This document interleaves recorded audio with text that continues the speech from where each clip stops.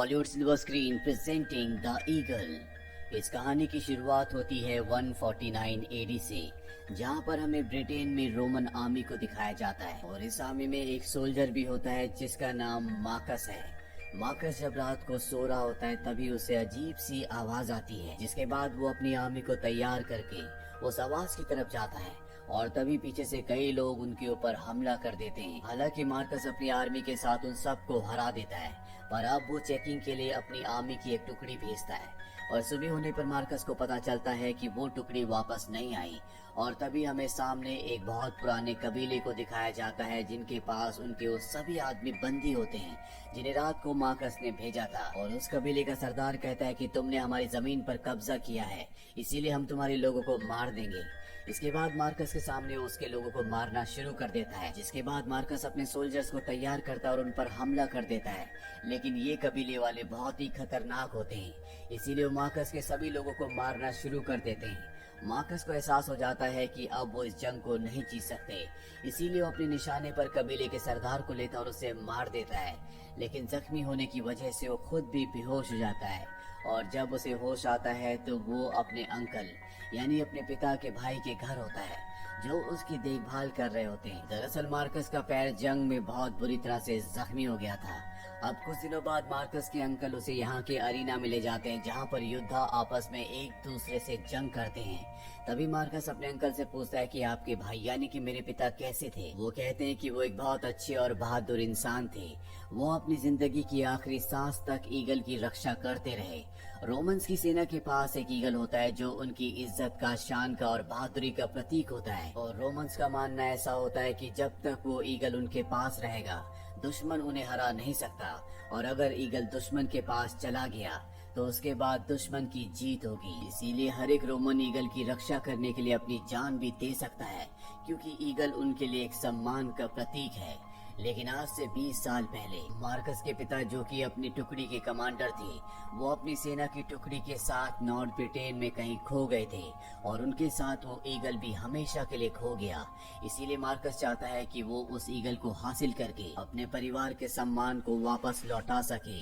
अब अरीना में जो युद्ध चल रहा होता है, यहाँ पर एक ब्रिटेन के गुलाम को लाया जाता है। उसे तलवार दी जाती है लेकिन वो फेंक देता है क्योंकि वो युद्ध नहीं करना चाहता। यहाँ पर जितने भी लोग होते हैं वो कहते हैं कि इस गुलाम को मार दिया जाए, लेकिन मार्कस, जिसका यहाँ पर सम्मान है क्योंकि उसने बड़ी ब्रेवरी से अभी अभी एक जंग लड़ी है, वो सबसे कहता है कि इसे छोड़ दिया जाए। मार्कस के कहने पर उस गुलाम को छोड़ दिया जाता है और अब मार्कस उस गुलाम को अपने घर ले आता है। इसका नाम इसका होता है। इसका मार्कस से कहता है कि तुमने मुझे नई जिंदगी दी है, नहीं तो मुझे मार देता, इसीलिए आज से मैं तुम्हारा गुलाम हूँ। अब रात को मार्कस जब अपने लोगों के साथ खाना खा रहा होता है तभी उसे बताया जाता है कि नॉर्थ ब्रिटेन में एक बहुत बड़ी दीवार है और दीवार के दूसरी तरफ एक कबीला है। उस कबीले के पास एक ईगल देखा गया है और हमें पूरा विश्वास है कि वो ईगल हमारा है जो आज से 20 साल पहले खो गया था। लेकिन वहाँ जाना नामुमकिन है क्योंकि जो भी दीवार के उस तरफ जाता है वो कभी वापस नहीं आता। ये बात मार्कस को बिल्कुल अच्छी नहीं लगती और वो वहाँ से चला जाता है। उसके अंकल उसके पास आते और कहते हैं कि वो जो कुछ कह रहे थे वो बिल्कुल सच था। आज तक जो भी दीवार की उस तरफ गया है वो कभी वापस लौट कर नहीं आया और वैसे भी तुम आर्मी की पूरी टुकड़ी लेकर वहाँ नहीं जा सकते। मार्कस कहता है कि मैं सिर्फ इसका को लेकर जाऊंगा। वो भी ब्रिटेन का रहने वाला है, उसे वहाँ की लैंग्वेज भी आती है। और अगली सुबह दिखाया जाता है कि मार्कस और इसका घोड़ों पर बैठकर उस दीवार तक पहुंच जाते हैं जहां पर रोमन सोल्जर्स होते हैं जो इन्हें चेतावनी देते हैं कि तुम उस तरफ तो जा रहे हो लेकिन कभी इस तरफ नहीं आ पाओगे, क्योंकि हमने हमेशा दरवाजा इस तरफ से खोला है, कभी भी उस तरफ से किसी ने नॉक नहीं किया। और अब जब दरवाजा खोला जाता है तो ये देखते हैं कि दूर दूर तक सिर्फ खाली जगह है। इन्हें कुछ नहीं पता कि इन्हें किस तरफ जाना होगा। और अब मार्कस और इसका दोनों के दोनों कई दिनों तक चलते रहते हैं और एक सुबह जब ये खाना खा रहे होते हैं तभी कुछ लोग इनके ऊपर हमला कर देते हैं। इसका और मार्कस दोनों बहादुरी से लड़कर उन सबको मार देते हैं, साथ ही एक आदमी को पकड़ लेते हैं। मार्कस इसका से कहता है कि इससे पूछो कि आज से 20 साल पहले जो रोमन सोल्जर्स यहाँ पर आए थे वो किस तरफ गए थे। वो इन्हें बताता है कि वो नॉर्थ की तरफ गए थे और इसके बाद ये दोनों के दोनों नॉर्थ की तरफ चले जाते हैं, जो रास्ता बहुत ही खतरनाक होता है। यहाँ पर बर्फ भी गिर रही होती है लेकिन धीरे धीरे लगातार ये आगे बढ़ते रहते हैं और तभी रास्ते में एक आदमी इनके ऊपर हमला कर देता है, लेकिन जल्दी ये उसे काबू में कर लेते। पर इससे पहले कि ये इसे मारते, मार्कस पहचान जाता है कि ये एक रोमन सोल्जर है।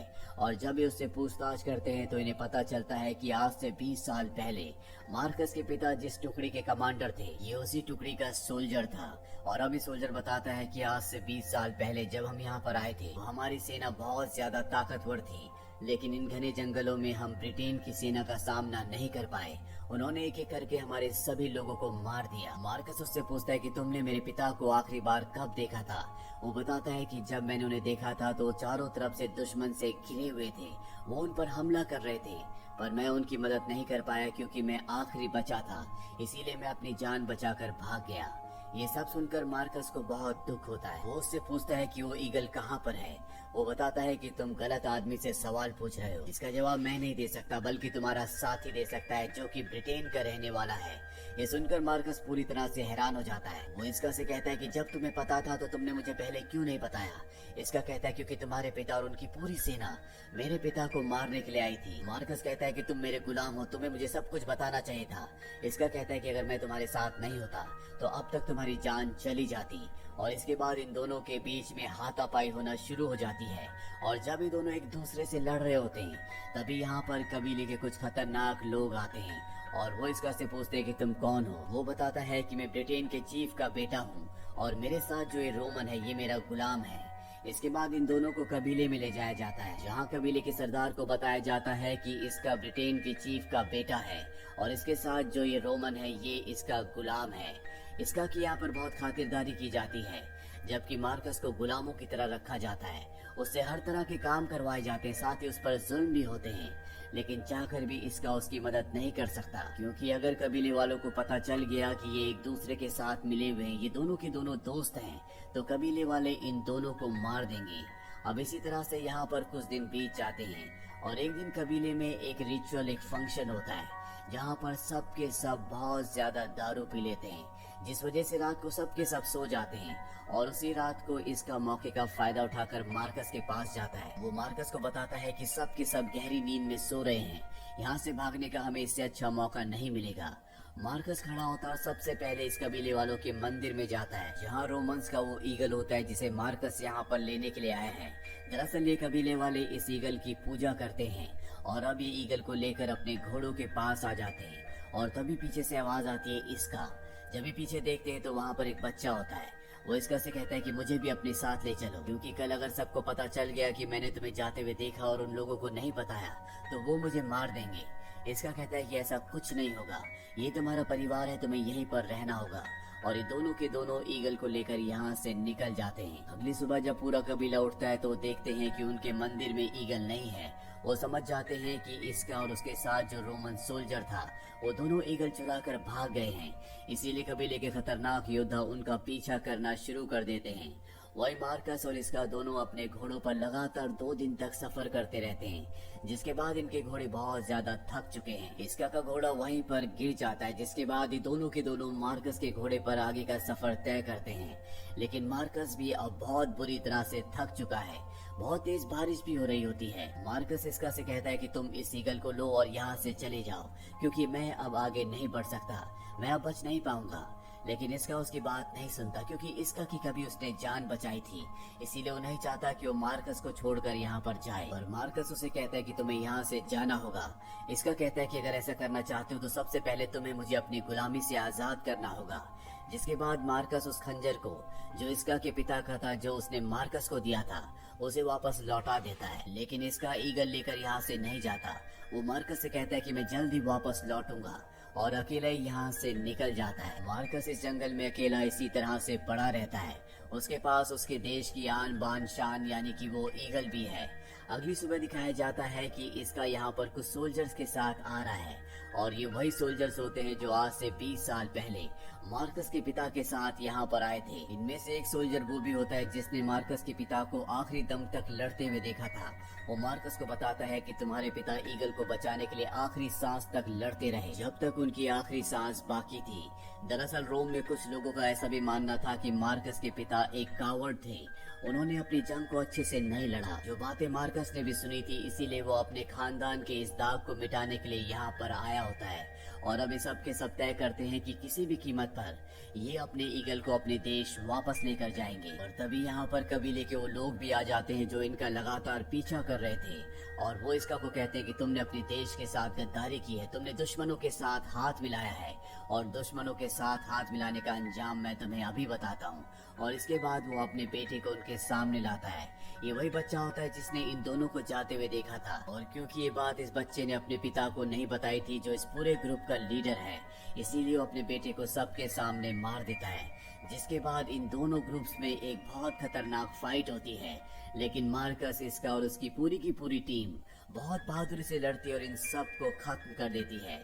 जिसके बाद दिखाया जाता है कि मार्कस और इसका दोनों रोम पहुंच चुके हैं, जहां पर वो अपने अंकल को और गवर्नर को वो ईगल दिखाता है जो आज से 20 साल पहले उसके पिता की टुकड़ी के साथ गायब हो गया था। यहाँ पर मार्कस के पिता की बहादुरी के किस्से सबको बताए जाते हैं, और गवर्नर कहता है कि हमारे पूरे देश में सबसे बहादुर योद्धा तुम्हारे पिता थे और उनके बाद तुम हो। इसीलिए मार्कस को उस टुकड़ी का कमांडर बना दिया जाता है जिसके कमांडर कभी उसके पिता थे, जो पूरे रोम की सबसे बहादुर टुकड़ी है जिसका नाम 9th लीजन है। और अब मार्कस ने वो हासिल कर लिया जो अपनी जिंदगी में हासिल करना चाहता था, साथ ही उसका साथी इसका, जिसने बहादुरी से और पूरी ईमानदारी से उसका साथ दिया। अभी दोनों के दोनों बहुत गहरे दोस्त हैं, लेकिन मार्कस को नहीं पता कि अब उन्हें क्या करना है। इसीलिए इसका से पूछता है कि अब मैं ये तुम पर छोड़ता हूँ, जो तुम कहोगे अगला मिशन हमारा वही होगा। और इसी के साथ ये कहानी, ये फिल्म यहीं पर खत्म हो जाती है। ये फिल्म साल 2011 में रिलीज हुई थी। IMDb पर इस फिल्म की रेटिंग है 6.2। उम्मीद करते हैं कि ये कहानी आपको पसंद आई होगी।